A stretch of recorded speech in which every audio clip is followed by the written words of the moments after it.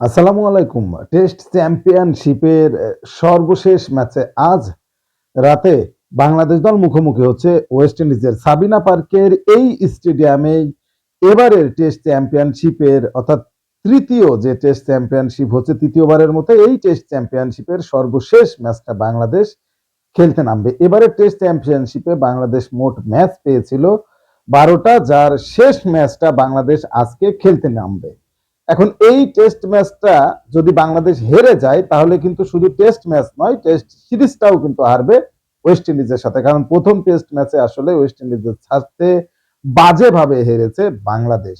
অথচ এই টেস্ট চ্যাম্পিয়নশিপের শুরুটা কিন্তু বাংলাদেশ দুর্দান্তভাবে করেছিল। ঘরের মাঠে পূর্ণ শক্তি নিউজিল্যান্ড দলকে হারিয়ে বাংলাদেশ দল বেশ ভালো সূচনা করেছিল এবং অবিশ্বাস্যভাবে পাকিস্তানের মাটিতে পাকিস্তানকে হোয়াইট ওয়াশও করেছে এই টেস্ট চ্যাম্পিয়নশিপের অংশ হিসেবে। কিন্তু ভারতের মাটিতে যাওয়ার পরে যেন সবকিছু কেমন যেন এলোমেলো হয়ে গেল। ভারতের সাথে ২ টেস্ট ম্যাচে বাংলাদেশ দল পরপর হেরে হোয়াইট ওয়াশ হলো। ঘরের মাটিতে সাউথ আফ্রিকার সাথে পরপর ২ টেস্ট ম্যাচে হেরে হোয়াইট ওয়াশ হলো এবং ওয়েস্ট ইন্ডিজের এন্টিগায় প্রথম টেস্ট ম্যাচেও বাংলাদেশ বিশ্রীভাবে হারলো। এখন শেষ যে টেস্ট ম্যাচটা, এই টেস্ট ম্যাচে বাংলাদেশ দল কি করে সেটাই দেখার বিষয়। প্রচন্ড চাপে যে বাংলাদেশের প্লেয়াররা আছে এটা নিশ্চিত। কারণ আসলে তারাও খুব ভালোভাবে জানে দেশের মানুষ কিভাবে চেয়ে আছে তাদের দিকে। কিন্তু ব্যাটসম্যানদের ব্যর্থতাই মূলত এই টেস্ট চ্যাম্পিয়নশিপে আরো ভালো রেজাল্ট হয়তো বাংলাদেশ করতে পারত, সেই জায়গায় সেটা আর সম্ভব হলো না।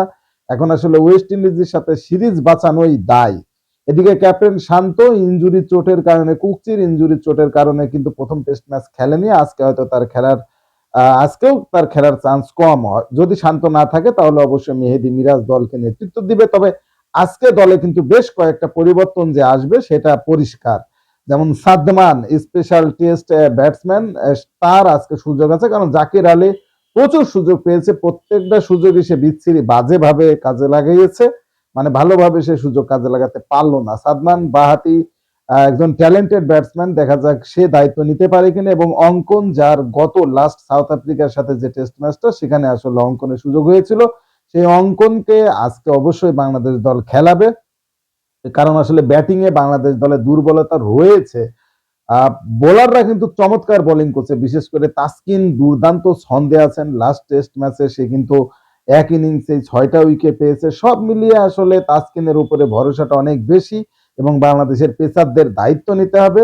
সেই সাথে ব্যাটসম্যানরা যদি ভালো কিছু করতে পারে, ভালো সূচনা এনে দিতে পারে বা মিডল অর্ডারে যদি ব্যাটসম্যানরা স্বাচ্ছন্দ্যের সাথে রান তুলতে পারে, তাহলেই কিন্তু এই টেস্ট জেতা সম্ভব বা এই টেস্টে ড্র করা সম্ভব বা ভালো কোনো রেজাল্ট করা সম্ভব। এছাড়া কিন্তু আসলে এই টেস্ট থেকে ভালো কিছু আসবে না। কারণ ওয়েস্ট ইন্ডিজ অলরেডি হুঙ্কার দিয়েই রেখেছে, তারা বাংলাদেশকে হোয়াইট ওয়াশ করেই মূলত পাকিস্তানে যেতে চায়। সবকিছু মিলিয়ে আসলে ওয়েস্ট ইন্ডিজ বাংলাদেশকে একেবারে দুমড়ে মুচড়ে হতাশার সাগরে ডুবিয়ে দেওয়ার জন্য একেবারে প্রস্তুত। বিশেষ করে ওয়েস্ট ইন্ডিজের যেসব আহ টল পেসার রয়েছে এবং তাদের যে বলের গতি, বাউন্স, এইগুলো আসলে বাংলাদেশ দলের ব্যাটসম্যানদের জন্য হুমকি স্বরূপ। এবং বাংলাদেশ দল কিন্তু ওয়েস্ট ইন্ডিজের পেসারদের স্বাচ্ছন্দ্যের সাথে খেলতেও পারছে না। কারণ স্পিনাররা কিন্তু তেমন একটা জুত করতে পারছে না ওয়েস্ট ইন্ডিজের। বাংলাদেশ দলের মূল ব্যাটিং ধ্বংসের যে কারিগর তারা কিন্তু ওয়েস্ট ইন্ডিজের পেসাররা। এবং ওয়েস্ট ইন্ডিজের পেস বোলিংটা যদি বাংলাদেশের ব্যাটসম্যানরা ঠেকিয়ে দিতে পারে, সেক্ষেত্রে কিন্তু এই টেস্ট থেকে ভালো একটা রেজাল্ট আসার চান্স আছে।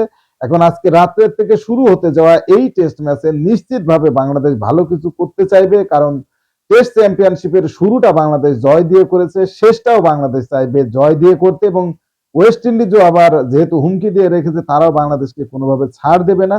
বাংলাদেশকে তারাও হোয়াইট ওয়াশ করতে চাবে আজকের ম্যাচটা জিতে। যদিও আজকের ম্যাচের ফলাফল ৫ দিন পর টের পাওয়া যাবে। এখন দেখা যাক ম্যাচটা কতটুক জমে, ম্যাচটা এক পেশে হয় কিনা নাকি মোটামুটি জমজমাট একটা লড়াই হয়। তোমাদের কি মনে হয়, ম্যাচটা কি লড়াই হবে নাকি একপেশে ভাবে বাংলাদেশ হারবে? কমেন্টসে জানাও। স্পোর্টসের সর্বশেষ আপডেট জানতে স্পোর্টস চ্যানেলটি এক্ষুনি সাবস্ক্রাইব করে বেল আইকন বাজিয়ে দাও। ধন্যবাদ।